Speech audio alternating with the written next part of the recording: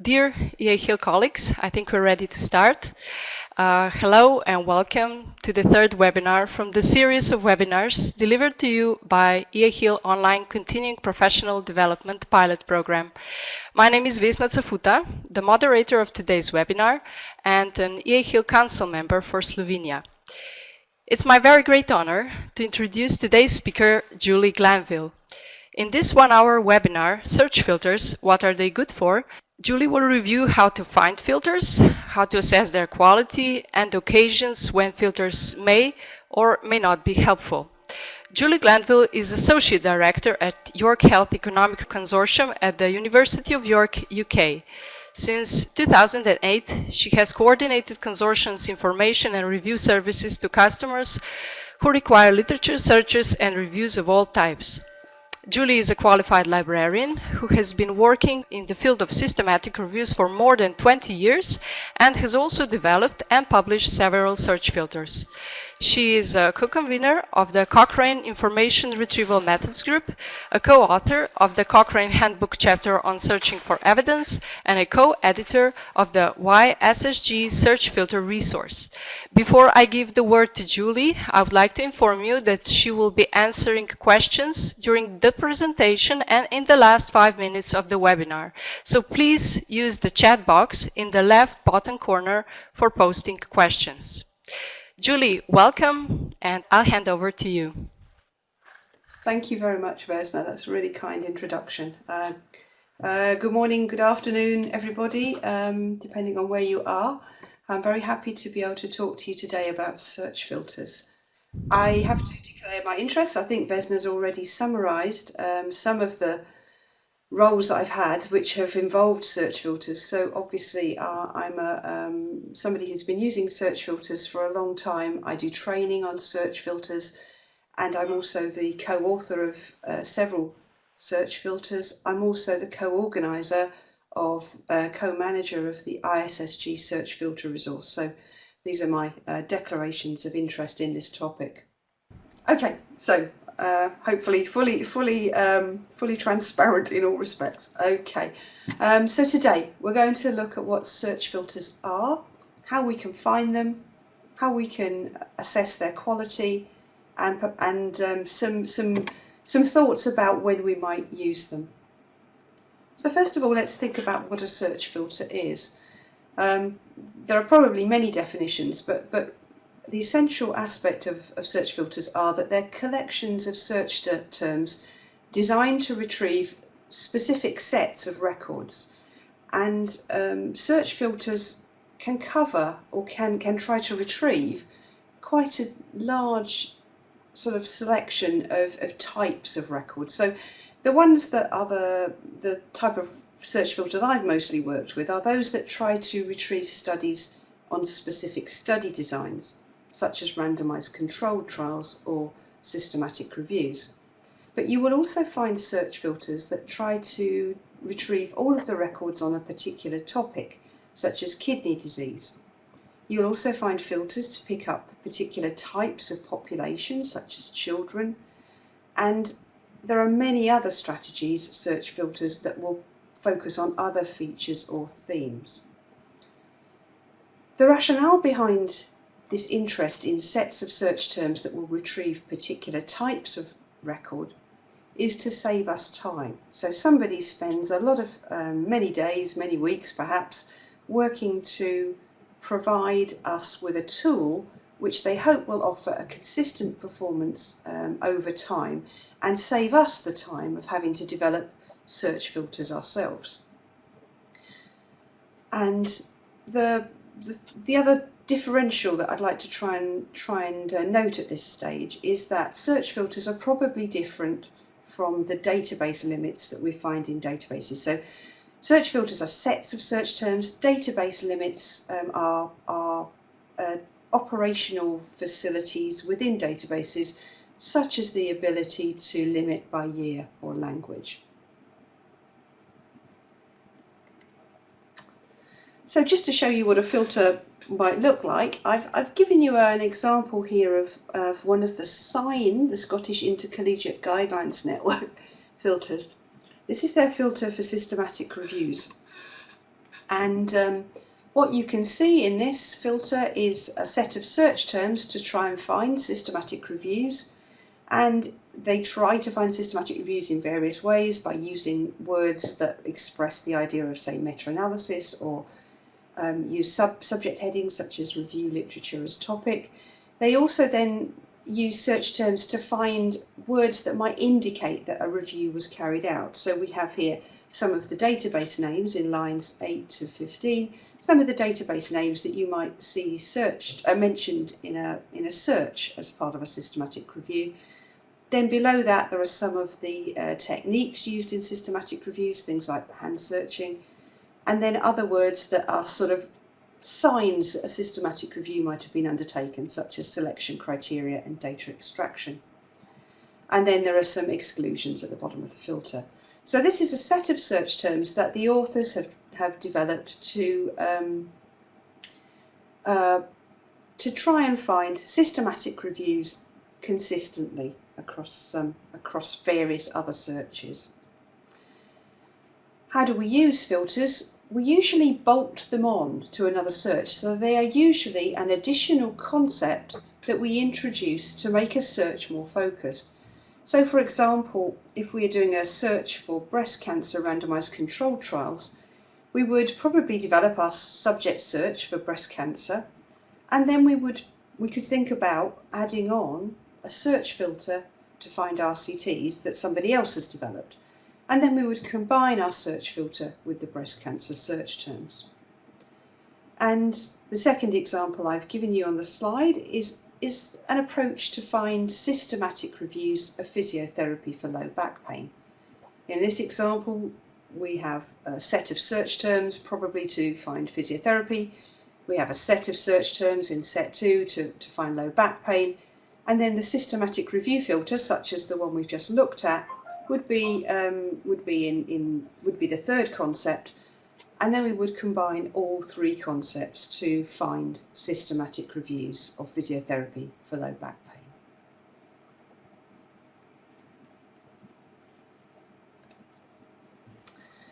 So if that's what a filter is, how can I find these things? We can find filters in many database interfaces. PubMed, for example, has the clinical queries and other search filters built into the software, so that we don't have to type the searches in. We can just make use of the hard-coded filters that have been added to the interface. Ovid also has a range of search filters within the interface. We can also look and identify filters from the Intertask Information Specialist Subgroup Search Filters resource. This is a resource on the web which is free to access and has been available now for well over 5 years, and we try to identify and gather together references to search filters that have been published. And these tend to be search filters that focus on methodological issues. I've got a question here from Amanda Warner about the search filters in Ovid versus PubMed. I think there are some differences, Amanda. I don't know the full differences, but there are definitely, I think not all of the search filters in PubMed are also in Ovid. Sorry, I can't answer that in detail. There's also, the ISSG search filters resource is a methods focuses on study design filters, so RCTs, systematic reviews. There is also an increasing interest, I think, in sets of subject search terms, so-called search blocks, and there is a site which I've given you the link to there, where you can go and you'll find a list of various resources which will give you access to subject searches. So, for example, search blocks to find breast cancer topics. So the next slide shows you the entry page to the ISSG Search Filters resource, and you will see that the types of study design are listed here on the entry page. So if you're interested in trying to find search filters of prognosis, you would click on this entry here and it would take you to another web page with a list of the references to prognosis search filters that have been developed. And then down at the bottom here you can see some other links through to critical appraisal tools, filter methods papers, surveys of filter performance, and other things around search filters.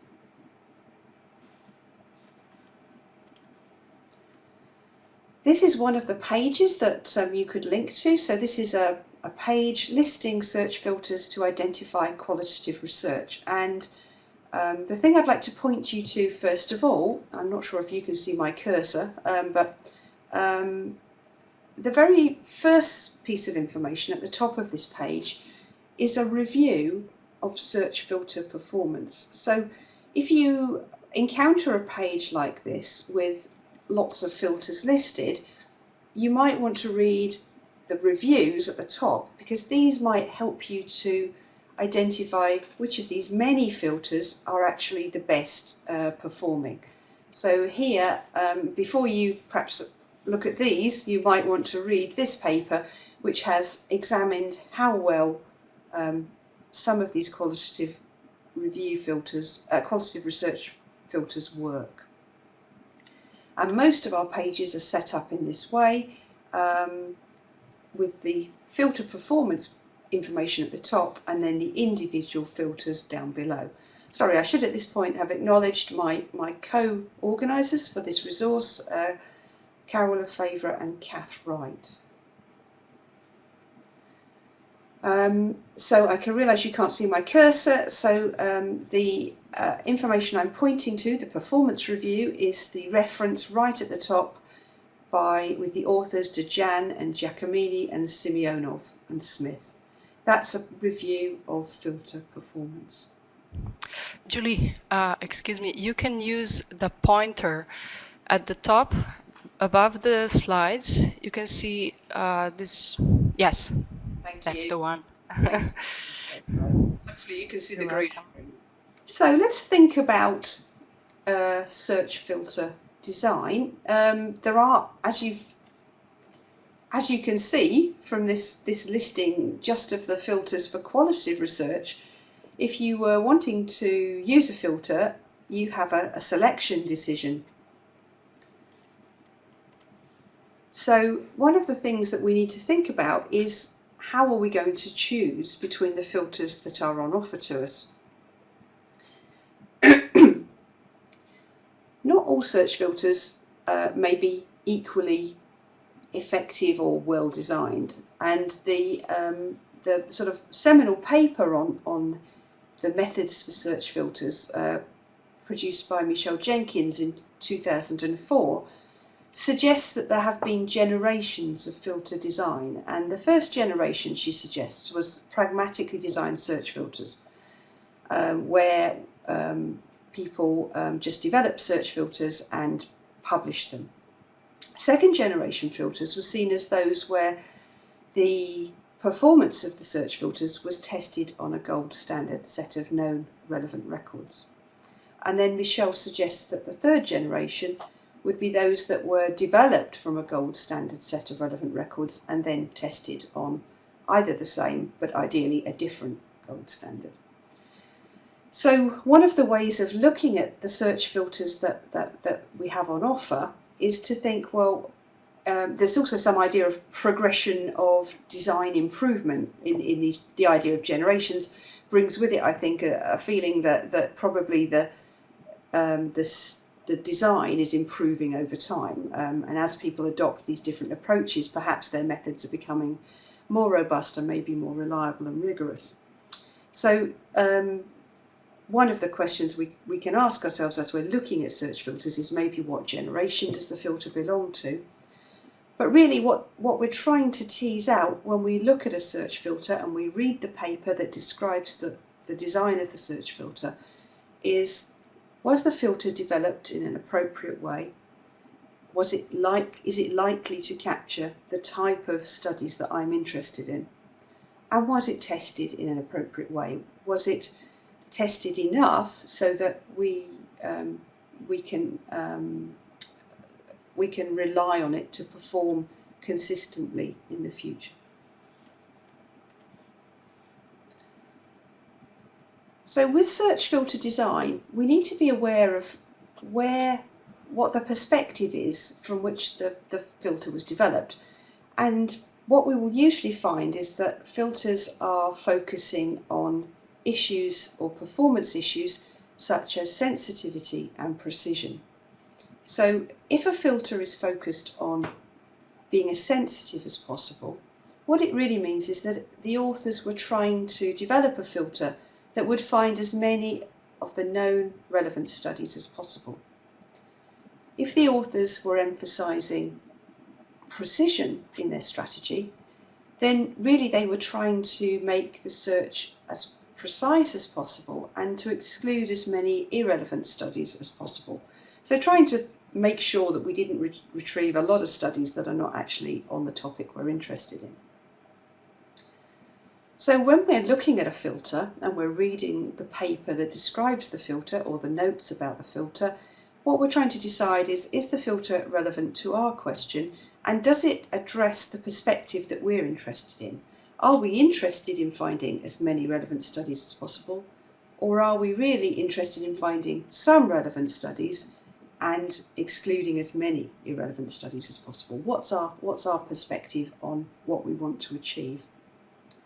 And the bottom line of our assessment is that we want to identify and use filters that are both effective, i.e. find the studies that you're interested in, and also suitable for your context, which is the resources you have available to process the records.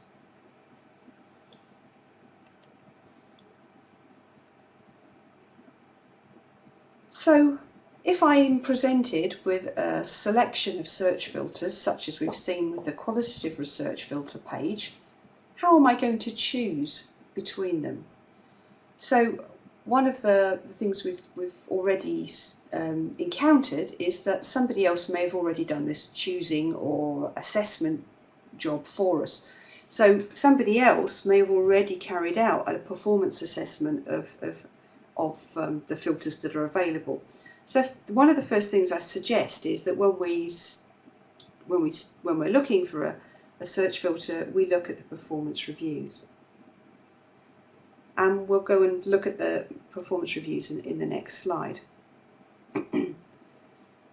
We can also think about probably the fact that when we are reading search filter papers, we can probably make some unstructured assessments of search filters. We can read a paper and come to some judgments without needing perhaps a detailed structure to help us weigh up the pros and cons of the filters. But we might also be interested to know that there are, just as with many other types of study design, there are critical appraisal instruments which can help us to make formal structured assessments of papers that report maybe one or two filters. So this would help us with standardising our analysis of each of the filter papers and making sure that we try and do a fair comparison of what the different filters are like and how they've been developed and the information reported about them. So there are various ways to look at performance, and that range from reading somebody else's performance to carrying out unstructured assessments to carrying out structured critical appraisals. So this slide shows you an example of a review of search filter performance. This is a Cochrane methodological review which appraises the performance of search filters which have been developed to identify diagnostic accuracy studies in Medline and Embase.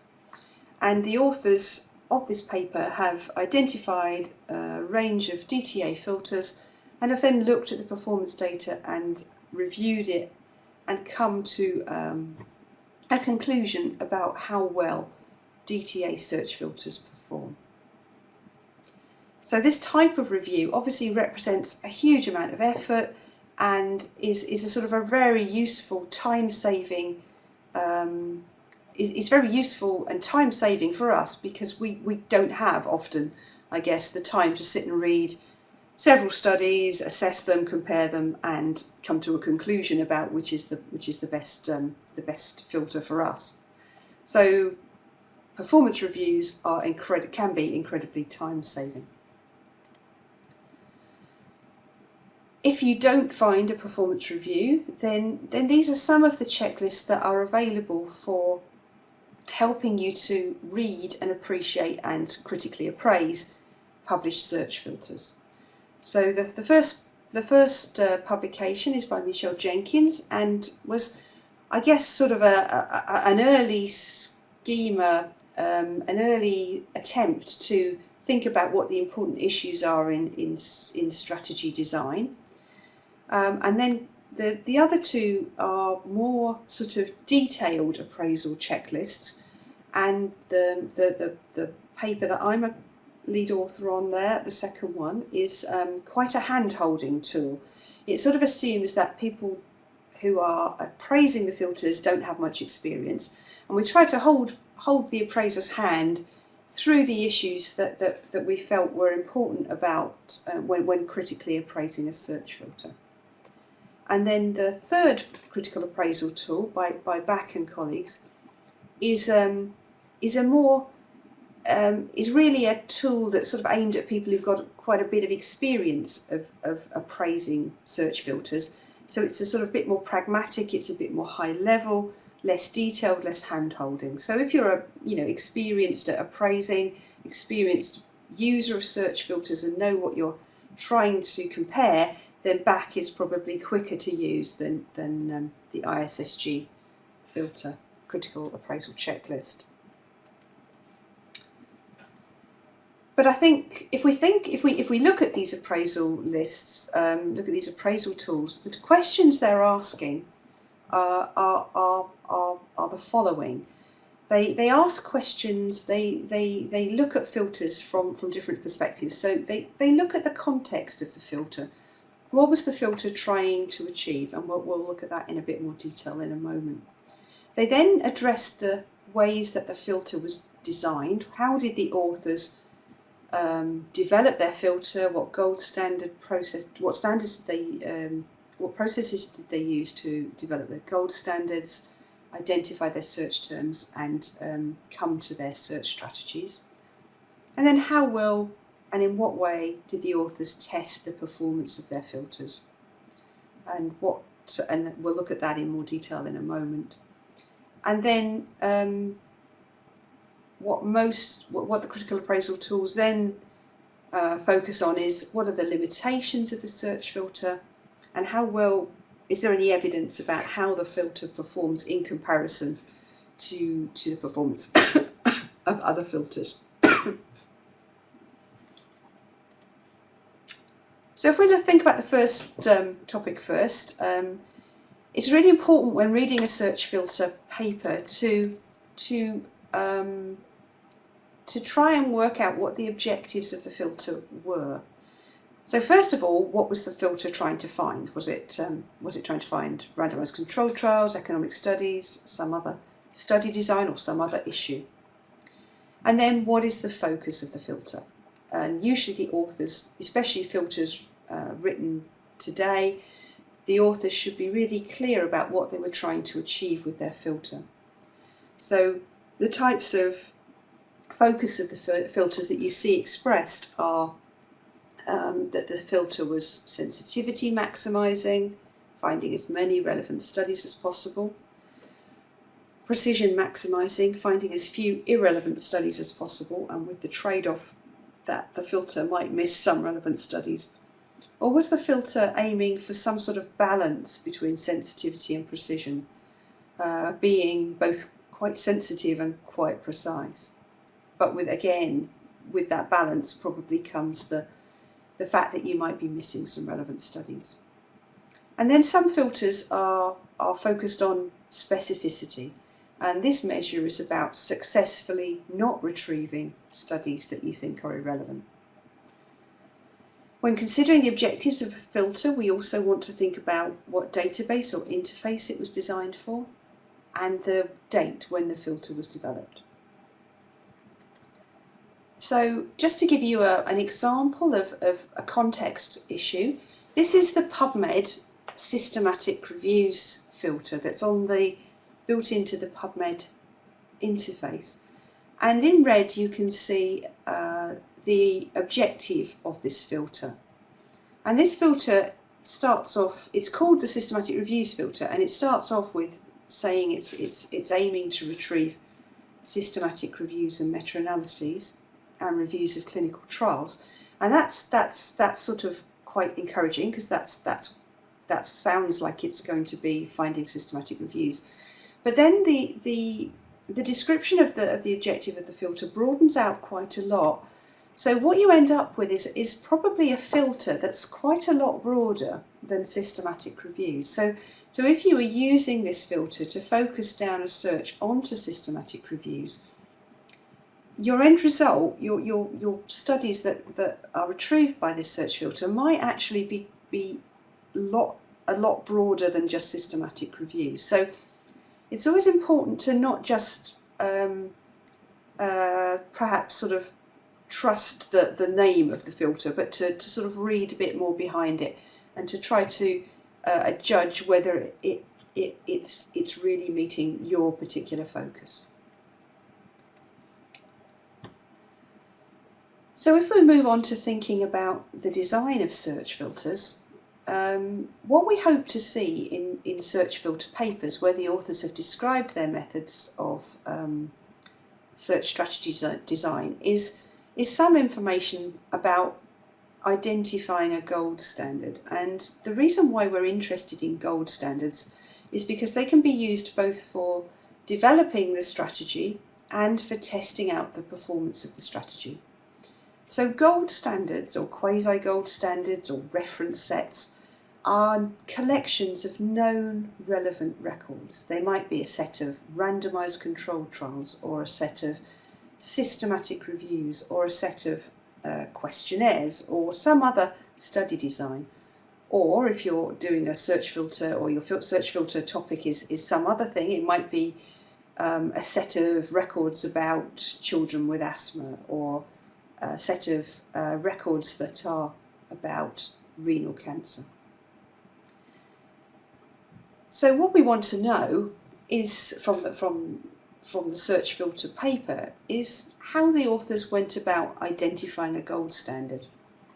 Because what we want to know is how representative that gold standard is of the type of record that the authors are trying to find or to develop the filter to capture. So there are many ways of developing gold standards, and just some examples are things like hand searching. This is the gold standard way of developing gold standards. Hand searching journals or databases. Relative recall is another method which we'll look at in a moment, or the authors might report another method.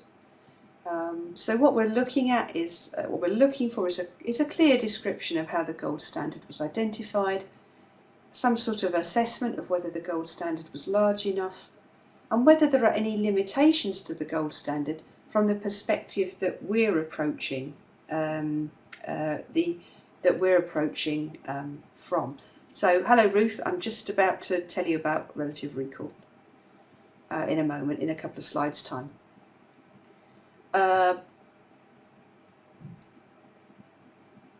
So, in terms of identifying gold standards, if we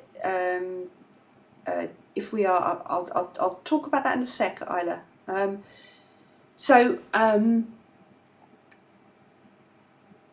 Hand searching journals involves probably selecting a number of relevant journals, being very clear about the selection criteria for how you're going to carry out the hand searching, then carrying out some sort of cover-to-cover, beginning-to-end assessment of the online version of the documents or the hard copy.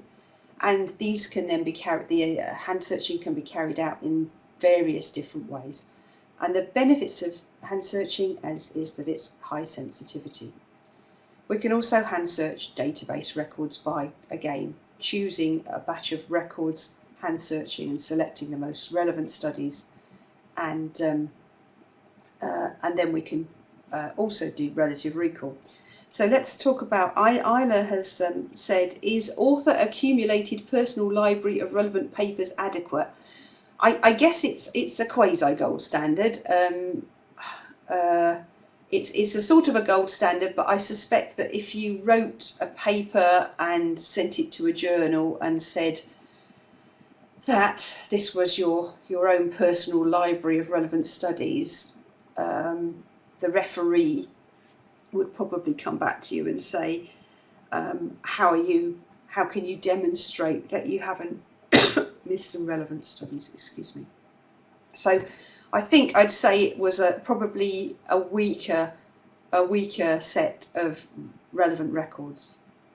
I mean, it might be that you've accumulated your personal library through lots of SDIs and current awareness searches, and you could then show people the current awareness searches you've been running, and that would then justify your set of records. Thanks, Isla.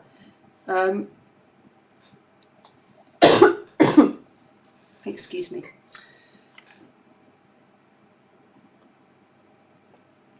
Okay, so relative recall is an approach that uses the systematic review, the results of a systematic review, as a quasi-gold standard. So in this lovely diagram here, you have on the left, you have in the clouds, you have a range of different approaches to identifying studies, and the results of our extensive searching for our systematic review will go into an EndNote library or a reference manager library, be deduplicated, and then a process of selection will go on for the systematic review, and a lot of records will be excluded, and some records will be included in the systematic review. And what we have down in the bottom right hand corner is a gold standard made up of, or a quasi-gold standard made up of, the records that were eligible for that systematic review. So the gold standard is only sort of known at the end of the systematic review, and is really only as good as the searches that have been carried out to inform the systematic review. So if we look at my search strategy, which is rather an insensitive search strategy, it's a sort of an example approach, you would think, well, probably the gold standard wasn't very good. But if you saw a much larger strategy with a lot of synonyms, and these were run in all the databases you can see there, plus all these other additional activities were undertaken, you might then say, well, there is a chance that the eligible records in that SAS systematic review are representing some form of a gold standard. So the relative recall gold standard makes use of systematic reviews that have been informed by extensive searching undertaken in several databases and using different methods. And the best systematic reviews to harvest gold standards from are probably those that have not actually used a methods filter within the searches. And ideally they'll just be the subject strategy.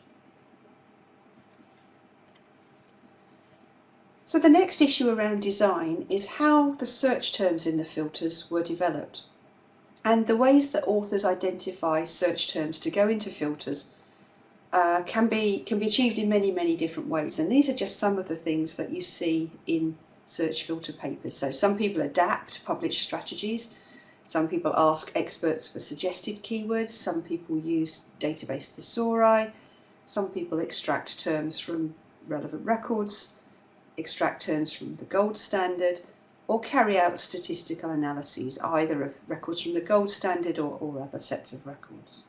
So there are lots of ways of identifying terms, and there's no one way that's sort of accepted as the only way to do it. Once the authors have identified individual search terms and phrases, individual search words and phrases, they will then have to make selections, and the selection process should also be described in the paper.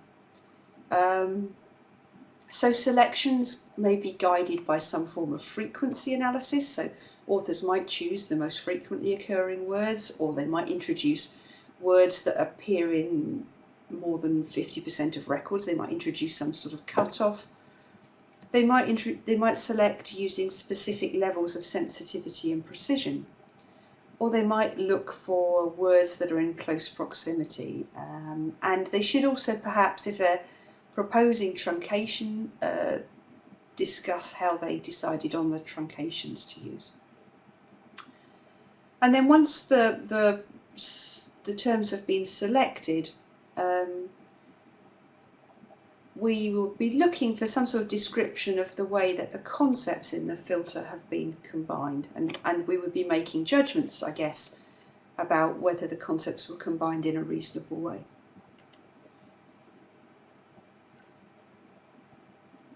So we've moved from search terms to search strategies, i.e. terms in combination, and usually authors will describe an iterative process of testing out sets of search terms to then be able to report on how well those search strategies perform in finding relevant studies. And ideally what we're looking for is the authors to describe to us the ways that the strategies have been tested, and we're ideally looking for testing on more than one set of gold standard records. So often we will find that the first set of tests is conducted on what's called a test set, and this is often the set of records that the search has been developed from. So what you're trying to do at this stage is to make sure that the strategy is performing reasonably well in finding relevant studies from the records it was developed from. And then there might be a process of strategy development, and then what we'd be looking for is subsequent testing on additional test sets, and then finally testing on what's called a validation set. And the validation set is a set of records that has not been used to develop the filter. And the reason for this is to see if the performance holds up over different sets of records, and to test for generalizability of the filter in similar records and in different records, and hopefully also in the real world. So thanks, Isla. Isla's asked about what's the difference between a test set and a gold standard set. It's a good question. I guess it's something that you would define at the beginning of your paper. So a gold standard set of records is a set of relevant records, and you might subdivide the gold standard set up into various test sets and possibly a validation set. And I've got a diagram coming up, Isla, that I hope will show this. Okay, so this is the basic sort of testing of performance. So here is a gold standard set of records, and in the early days, in the second generation search filters, people would derive a search filter from this gold standard. Here's a search filter, and then they would test it out on this gold standard. And the problem with this is that because this filter was developed from this gold standard, it will perform well, because it's finding the records that we developed it from. It's a sort of a self-fulfilling prophecy. So Isla's asking if her personal library, even if it's not adequate to be a gold standard, could perhaps be a test set. And I think that's, again, a very good idea, Isla. I think, again, people would still want you to be justifying why it's a helpful test set, but I certainly don't see any problem with it being one of the test sets, in my opinion. So here we've got a better approach. Here's our gold standard set of records. We've got 1,000 records here. And what we've done in this example is we've split it into two. And here we've got what I call a derivation set, but it's a test set. And we've got 400 records in here. And we're using this to develop our filter and test it. And then once we're happy our filter's doing well, we can then test out our filter on this second set of records the subset of 600 records from the gold standard. They have so far not featured in our development. And we can then test out our gold standard in the set of 600 records on the right. Hello Hilda. Hilda's asking which method would you use to split the gold standard into sets? I guess I'd probably do it randomly. You might stratify it by years and then do random selection from sort of years, or you might stratify it in other ways, but I guess ideally you'd want some sort of random selection. And you can use random number generators to, you can say I've got 1,000 records, give me 400 numbers from those 1,000 records, and then you give me 600. You know, you can do random number generation so that you can then just choose the number, the records that correspond to the numbers the random number generator offers. Oh, lovely, thank you, Amanda. Amanda's just saying she's written a blog post on the topic of randomizing records. That looks really, I'm sure that will be really useful. Thank you. Okay, and then we've got another example of even more sort of broken down testing and validation. So here we've got our gold standard, and we've split it up into 3 sets of 300, 300 and 400 records. And we've got 2 test sets, and we've got a derivation set where we've developed our strategy, and then we've got 2 subsets where we might validate our strategy, or we might use one as a second test set after we've improved our strategy, and then do a final validation on a 3rd set. And then over in the cloud, the orangey cloud on the right, we've got some testing out of performance in the real world.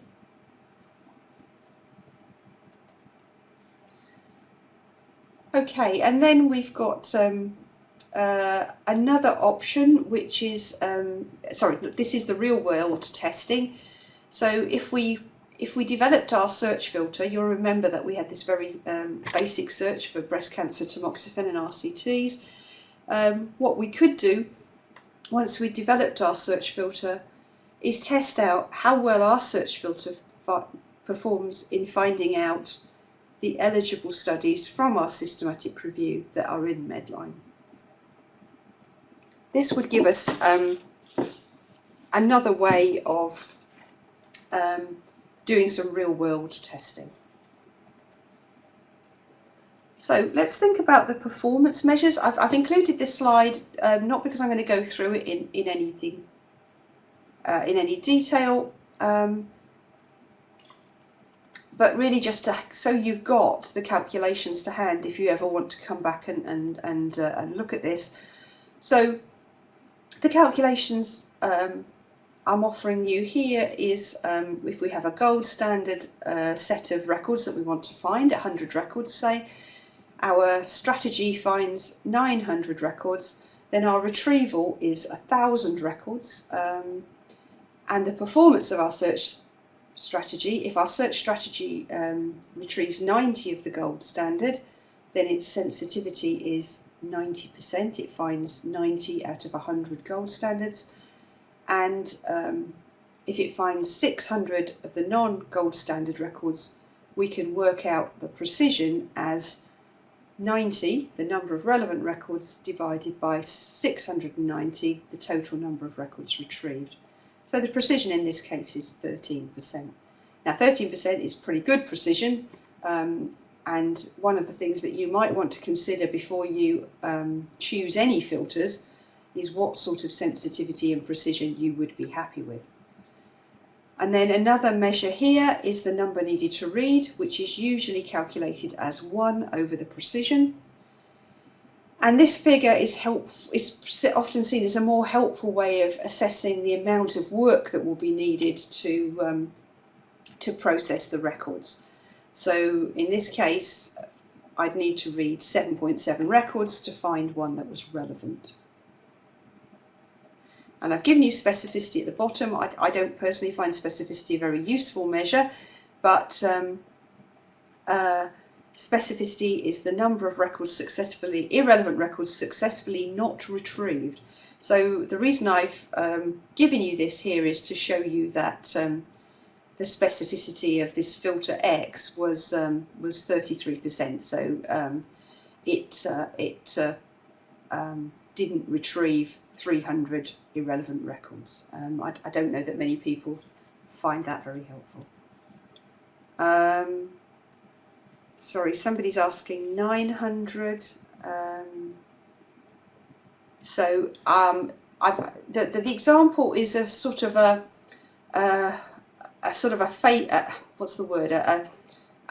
providing you with a universe of records. So in this universe of records, there are 1,000 records, and 900 are not relevant and 100 are relevant. And then against that set of, so this might be a subject search on breast cancer. We find 1,000 records, 900 are relevant and 100 are relevant. And then when we add a filter to that set of records, the retrieval will inevitably go down. We will find 90. This filter performs so that it finds 90 of the gold standard and 600 of the non-gold standard.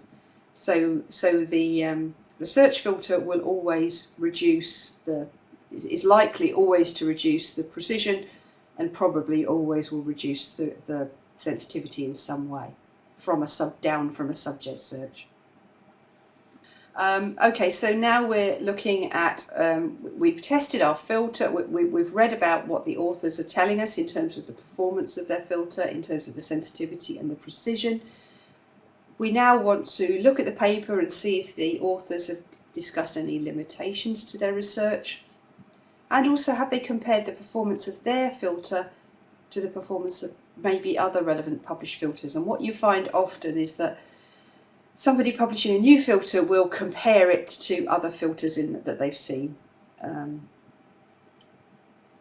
We're also wanting to read a paper very carefully. It's often the case that people might have proofreading errors even in the filter itself, and then you have all sorts of judgments to make about what you're going to do. We might be looking out for errata in case the authors have changed something or discovered a problem. We might want to read the pre-publication history to see if there's anything useful in that correspondence. And often people might provide further data on a linked site.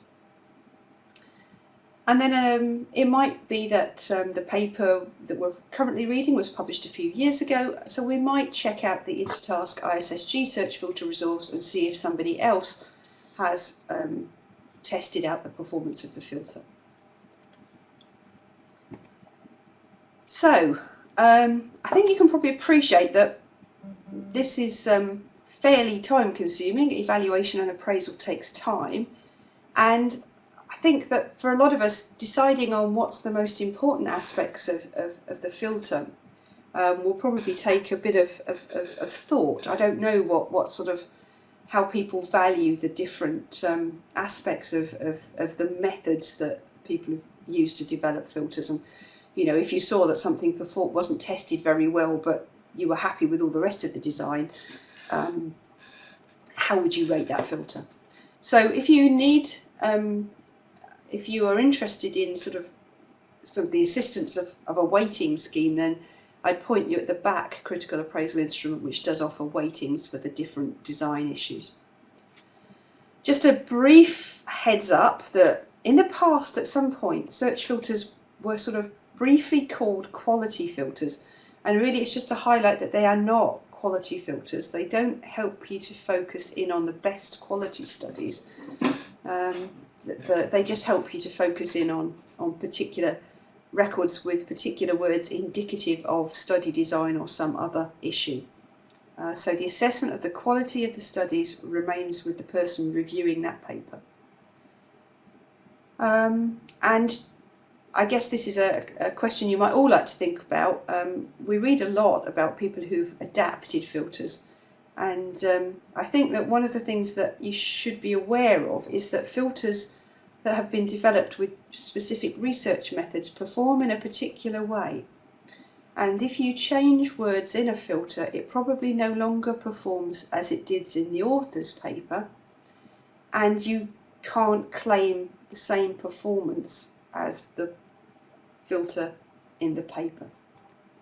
And that means that you might need to justify your adaptation with some additional performance data.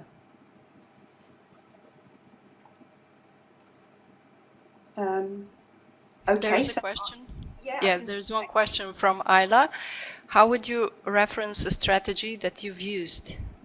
I guess that what I would say is that this search, no problem, Ayla.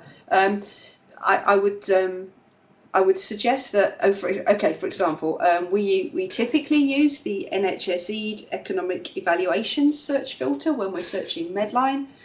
So we would say in our search write-up that we had used the NHS-EAHIL search filter and give a reference for it. If we were using the Cochrane RCT filter, we would say we're using the Cochrane RCT filter and give the appropriate reference for it. I hope that's okay, Ayla. So I guess I'm just suggesting we would cite it just as we cite any other paper. Yes, Anne, you're right. Anne's got a question here about adapting a Medline filter for PubMed. I think you're right. I mean, if you look at people who have provided alternatives for the different for Ovid and PubMed, they will usually be they will have adapted the filter, and you would ideally want to see different.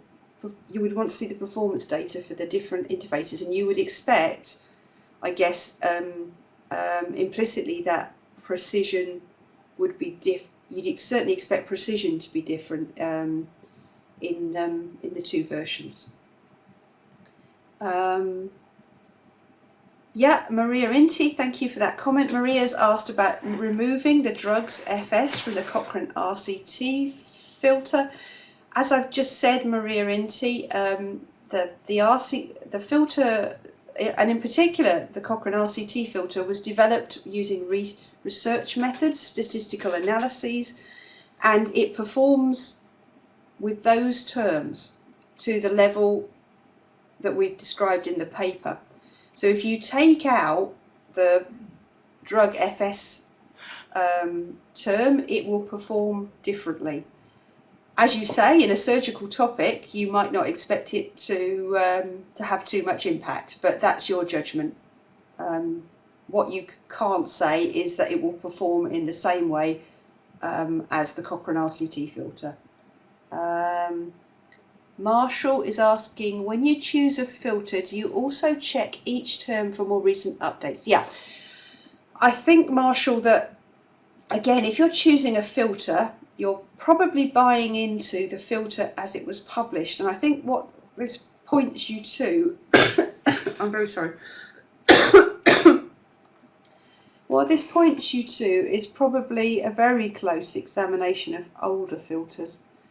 So I guess what I would say is that if you were using the filter and you found some more recent terms, I would add them rather than replacing, but that's my opinion.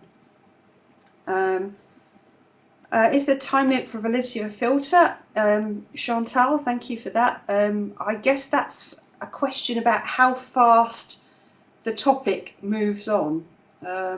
I would imagine if you're in a new disease area or in a new study design area or in a topic that is fast moving or where you expect things to have changed, that would mean that filters that were 10 years old might be, you'd be more cautious about using them. Search filters, as you can see, might be a lot of hard work to do, so it's really challenging for people to update them every couple of years.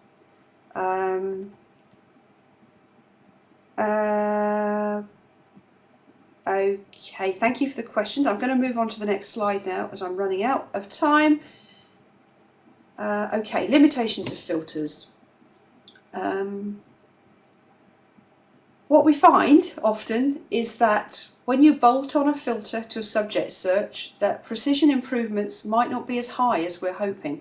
Usually what we're hoping to achieve when we use a search filter is that we will improve precision and not impact too much on sensitivity.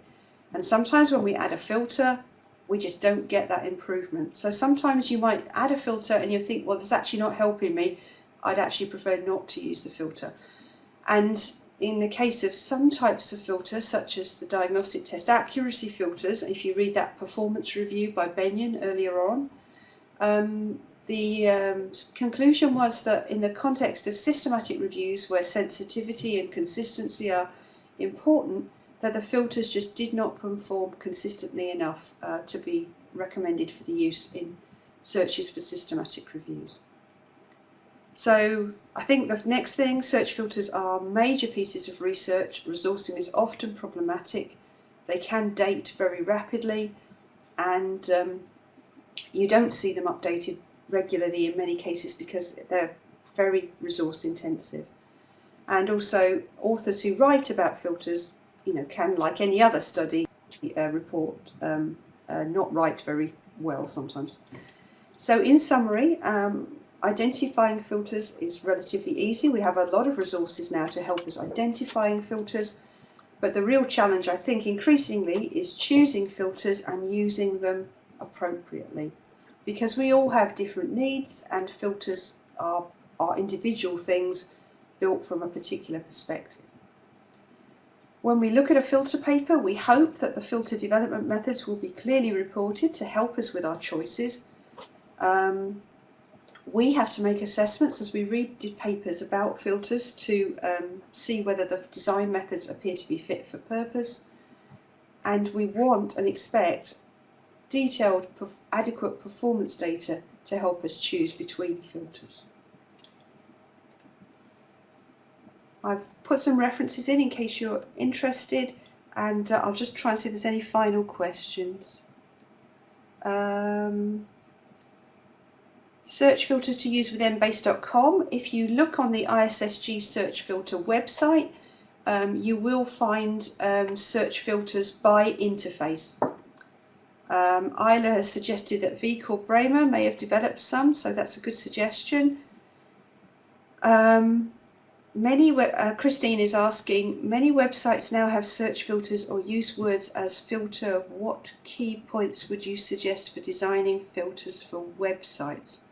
I'm not sure I understand the question, Christine. Yeah, I'm sorry, I'm not quite sure what you're suggesting. I would hesitate to say, but I would imagine every website is different and it's going to be very hard to develop generic filters, but I'm not totally sure what your question is. Sorry about that. Jack Tarquin is saying Ovid Embase filters can be easily translated into embase.com filters. Isla is asking, what's the difference between a hedge, a filter and a block? I'm not really sure. For me, a hedge and a filter are the same. A block, I think, is being used as